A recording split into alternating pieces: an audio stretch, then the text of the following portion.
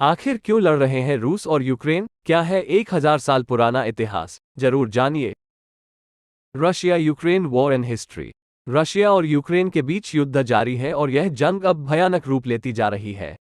Ukraine के कई शहरों को रूस ने लगभग खंडहर में बदल दिया है। ऐसे में ये जानना जरूरी है कि आखिर क्यों लड़ रहे हैं रशिया और यूक्रेन और क्या है इनका प्राचीन इतिहास। आखिर क्यों लड़ रहे हैं रूस और यूक्रेन? 1. नेटो संगठन बना सबसे बड़ा कारण। रूस और यूक्रेन के बीच युद्ध के कई कारण हैं, परंतु इसमें सबसे बड़ा कारण North Atlantic Treaty Organization NATO को माना जा रहा है। 1949 में तत्कालीन सोवियत संघ से निपटने के लिए नाटो नामक संगठन बना। अमेरिका और ब्रिटेन समेत दुनिया के 30 देश नाटो के सदस्य हैं। सभी ने मिलकर सोवियत संघ को तोड़ने में महत्वपूर्ण भूमिका निभाई थी। 25 दिसंबर 1991 को सोवियत संघ टूट गया। 1991 तक यूक्रेन सोवियत संघ का हिस्सा था। सोवियत संघ के टूटने से 15 देश अस्तित्व में आए: Armenia, Azerbaijan, Belarus, Estonia, Georgia, Kazakhstan, Kyrgyzstan, Latvia, Lithuania, Moldova, रूस, तजिकिस्तान, तुर्कमेनिस्तान, यूक्रेन और उज्बेकिस्तान। 2. नेटो का विस्तार बना रशिया के लिए चुनौती।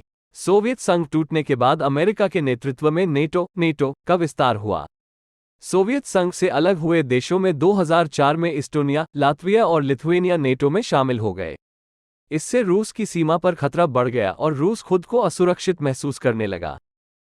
3. जॉर्जिया के कारण बड़ा टेंशन। फिर 2008 में जॉर्जिया और यूक्रेन को भी नेटो में शामिल होने का न्योता दिया गया था, लेकिन दोनों देश सदस्य नहीं बन सके। रशियन राष्ट्रपति पुतिन ने इसको लेकर अपनी चिंता जाहिर की और आपत्ति दर्ज कराई थी। लेकिन पुतिन की आपत्ति की परवाह किए बिना नेटो देशों के संगठन ने जॉर्जिया के नेटो संगठन में शामिल होने के रास्ते खोल दिए। इससे क्रोधित होकर 2008 में रूस ने जॉर्जिया के अब्खाजिया और दक्षिण ओसेशिया को स्वतंत्र देश की मान्यता दे दी। 4. रूस का क्रिमिया पर कब्जा। रूस और यूक्रेन के बीच तनाव नवंबर 2013 में शुरू हुआ, जबकि रूस के समर्थक यूक्रेन के तत्कालीन राष्ट्रपति विक्टर यानुकोविच का कीव में विरोध शुरू हुआ। यानुकोविच को अमेरिका ब्रिटेन समर्थित प्रदर्शनकारियों के विरोध के कारण फरवरी 2014 में देश छोड़कर भागना पड़ा। इसके कारण रूस ने दक्षिणी यूक्रेन के क्रीमिया पर हमला करके उस पर कब्जा कर लिया। 2014 के बाद से रूस समर्थक अलगाववादियों और यूक्रेन की सेना के बीच डोनबास प्रांत में संघर्ष चल रहा था। क्रीमिया में ज्यादातर लोग रसियन बोलने वाले हैं, जो रूस से अधिक लगाव रखते हैं। 5. यूक्रेन को हथियारों की मदद। इसके बाद यूक्रेन को मजबूत करने के लिए उसे नेटो द्वारा आधुनिक हथियारों से लैस किया जाने लगा। इसके चलते रशिया को यह स्पष्ट हो गया कि आने वाले समय में नेटो की सेना और उनकी मिसाइलें रशिया की सीमा पर खड़ी होगी। इसके बाद जेलेंस्की के नेतृत्व में यूक्रेन के नोटे देशों का सदस्य देश बनने के 2 प्रयास हुए, लेकिन रशिया की कड़ी आपत्ति के बाद ये प्रयास रुक गए। पिछले साल दिसंबर में राष्ट्रपति पुतिन ने कहा था, हमने साफ कह दिया है कि पूरब में नेटो का विस्तार हमें मंजूर नहीं है। अमेरिका हमारे दरवाजे पर मिसाइलों के साथ खड़ा है। अगर कनाडा या मेक्सिको की सीमा पर मिसाइलें तैनात कर दी जाए तो अमेरिका को कैसा लगेगा? 6. यूक्रेन पर हमला। अमेरिका सहित नेटो के किसी भी देश ने रशिया की चिंता को समझा नहीं और यूक्रेन को हथियारों की आपूर्ति के साथ ही उसे नेटो में शामिल करने की प्रक्रिया शुरू कर दी। इसे देखते हुए रशिया ने यूक्रेन पर हमले की योजना बना ली और अब उसने वही किया जो वो 2008 में जॉर्जिया के साथ कर चुका है।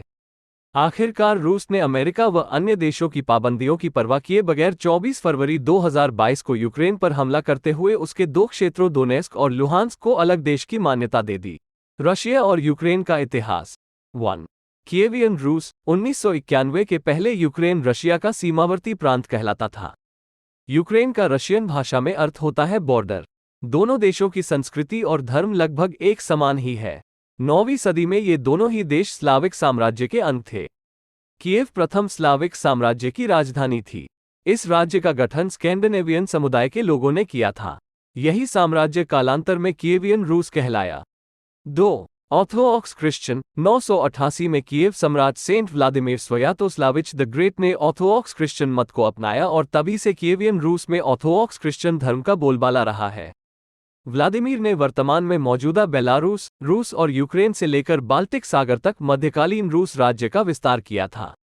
इस सारे क्षेत्र में बोली जाने वाली कई भाषा में बेलारूसी, यूक्रेनी और रूसी भाषा प्रमुख है। 3. 2 भागों में बंट गया रूस। 12वीं सदी में मॉस्को की स्थापना होने के बाद राजधानी कीव से हटकर मॉस्को हो गई। 13वीं सदी में कीवियन रूस साम्राज्य के कई प्रांतों पर मंगोलों का जबरदस्त हुआ और उन्होंने यहां पर अपना कब्जा जमा लिया। हालांकि 14वीं सदी में जब मंगोल कमजोर हुए तो मॉस्को और लिथुएनिया नाम के दो क्षेत्रों ने रूस को आपस में बांट लिया। कीव और इसके आसपास के क्षेत्रों पर लिथुएनिया प्रांत का कब्जा था, जहां पर रेनेसां और सुधारवादी विचारधारा का प्रभाव पड़ा। 4. सांझा संस्कृति का स्थान यूक्रेन। उस काल में यह तय नहीं था कि यूक्रेन प्रांत की सीमा क्या है। तब पश्चिमी यूक्रेन में कई लोग रशियन ऑर्थोडॉक्स चर्च को मानते थे, जो ईस्टर्न कैथोलिक चर्च को मानने वाले हैं। दूसरी ओर यूक्रेन के क्राइमिया क्षेत्र का संबंध कालांतर में ग्रीक और तातार लोगों से रहा है और मध्यकाल में ये रशिया एवं ऑटोमन साम्राज्य के अधीन भी रहा था। दूसरी ओर दोनेस्क और लुहांस्क में रशियन भाषा बोलने वाले लोगों की संख्या अधिक थी। 5. साम्राज्य कैथरीन द ग्रेट। 17वीं सदी में लिथुएनिया और पोलैंड रूस के नियंत्रण में चले गए, जिसे यूक्रेन अपना बायां किनारा मानता था। वर्तमान यूक्रेन जहां है, उसके मध्य और उत्तर पश्चिमी इलाके में 17वीं शताब्दी में एक राज्य था, जिसे साल 1764 में रूस की साम्राज्य कैथरीन द ग्रेट ने रूस में विलय कर लिया। उन्होंने पोलैंड के अधिकार वाले यूक्रेन के इलाके पर भी अधिकार हासिल कर लिया था। 6. सोवियत संघ का गठन। 20वीं सदी में रूस क्रांति हुई और सोवियत संघ का गठन हुआ, जिसमें सोवियत संघ से अलग हुए संपूर्ण हिस्से शामिल थे। 1950 के दशक में सोवियत संघ ने क्राइमिया को यूक्रेन का हिस्सा बना दिया। साल 1991 में सोवियत संघ बिखर गया और साल 1997 में रूस और यूक्रेन के बीच संधि हुई कि एक दूसरे की संप्रभुता की रक्षा करेंगे, लेकिन यूक्रेन धीरे धीरे नाटो और पश्चिमी देशों के खेमे में जाने लगा, जिसके चलते आज युद्ध की नौबत आ गई। रशिया और यूक्रेन का धर्म। आमतौर से यह माना जाता है कि ईसाई धर्म करीब 1000 वर्ष पहले रूस के मौजूदा इलाके में फैला। माना जाता है कि इससे पहले यहां असंगठित रूप से मूर्ति पूजकों का धर्म था और पुजारियों का बोलबाला था।